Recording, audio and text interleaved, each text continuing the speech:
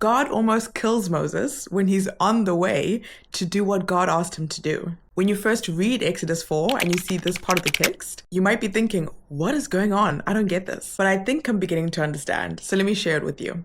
So in chapter 2 of Exodus, we know that Moses was a bit of a vigilante. You see, he sees an Egyptian abuse a Hebrew slave and he kills that Egyptian. Now, some of us might be okay with it because considering the context, we can see that he's acting to try and help someone.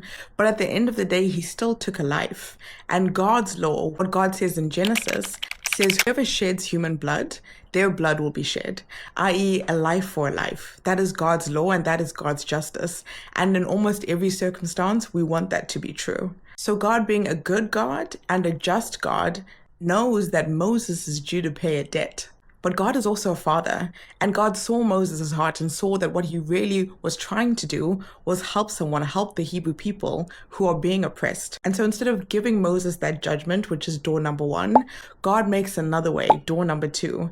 And that door number 2 is what happens in chapter 3 when God calls Moses. And God just wants to redirect that fire and that righteousness within him. Instead of fighting for that one man, God actually calls Moses to fight for all Israelites and to lead them out of slavery. So even though judgment of death is waiting for Moses behind door number 1, God, being the loving father, makes a way for Moses to redeem himself behind door number 2.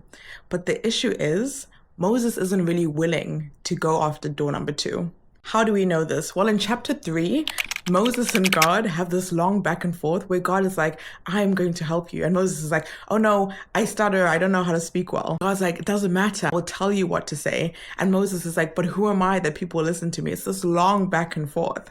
And God does get pretty angry, but it's not the reason he almost kills him. You see, finally Moses agrees to do it, but he doesn't do one crucial thing, and that is to get into covenant with God.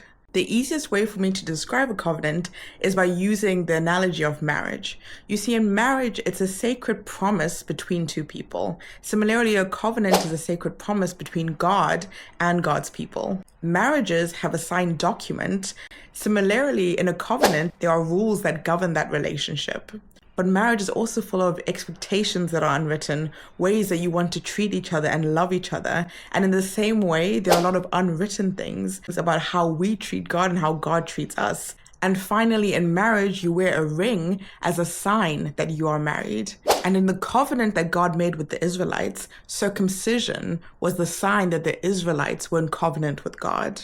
But Moses didn't wear his ring. You see, as head of his household, Moses was responsible for making sure that all of his sons were circumcised, i.e. they were in covenant with